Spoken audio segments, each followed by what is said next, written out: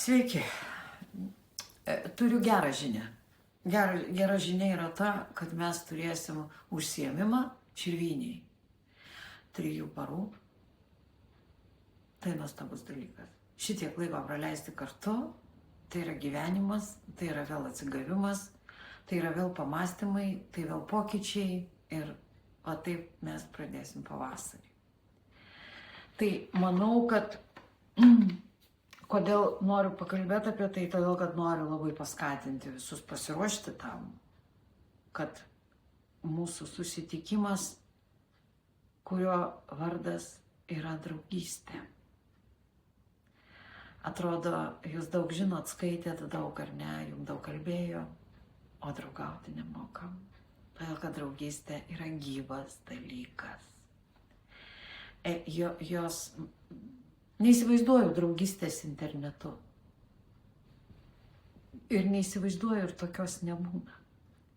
Čia gali būti, kaip pagal toks susirašinėjimas pagal pomėgius. O draugystė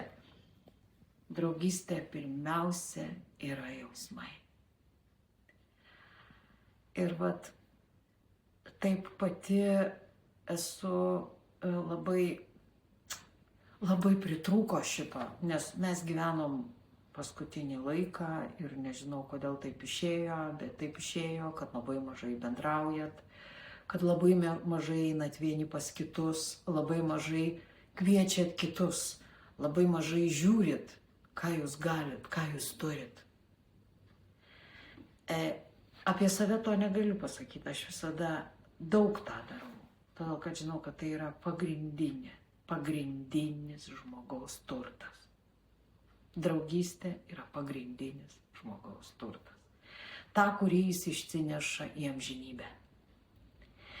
Bet mes visada labai daug kalbėdavom apie meilę, bet tą meilę mes taip suvoliojom į viską, kad nebelabai žinom, kas tai yra.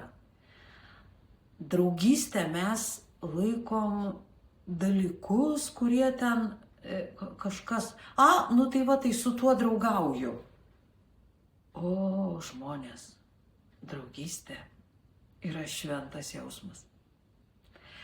Ji paima viską iš žmogaus ir atiduoda viską žmogui. Tai yra iki galo.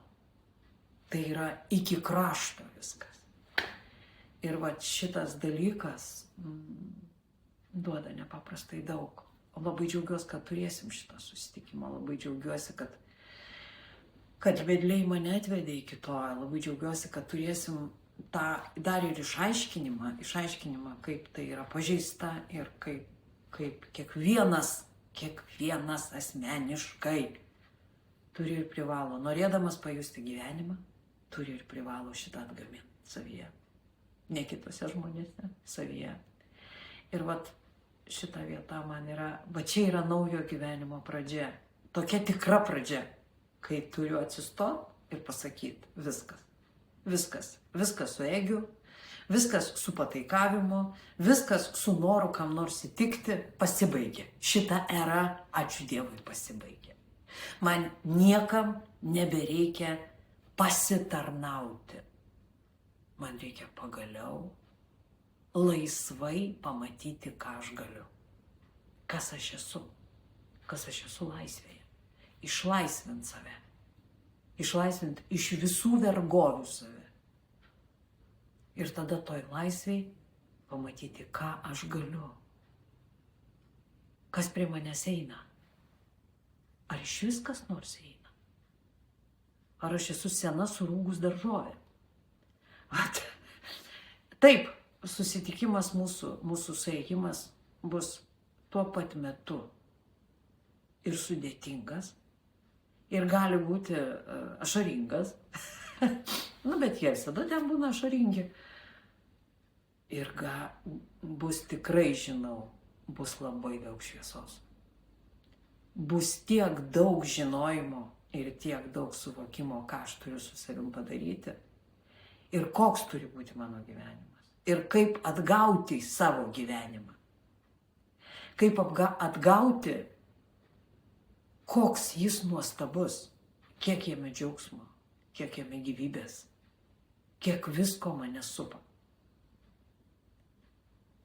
Tai tikrai nuoširdžiai visus kviečiu, ten tų vietų pas mus nedaug, nežinau kiek jų dabar užimta, bet žinau, kad artėjom prie vietų pabaigos. Bet jeigu kartais atsitiktų taip, manau, kad mes įkalbinsim Širvį, pakurti kitą trobą ir pasidaryti dar miegamų vietų. Manau, kad viskas įmanoma. Nežinokit, nežinau, taip dabar atsitiko, kad mes mažai laiko praleidžiam Širvynėj. Galbūt čia mūsų bėda, galbūt čia taip tiesiog reikia. Bet šiais metais tai bus vienintelis mūsų susisiejimas ten ir labai viliuosi, kad jūs visi būsit ten ir mes kartu sukursim draugystę. Iki pasimatymų.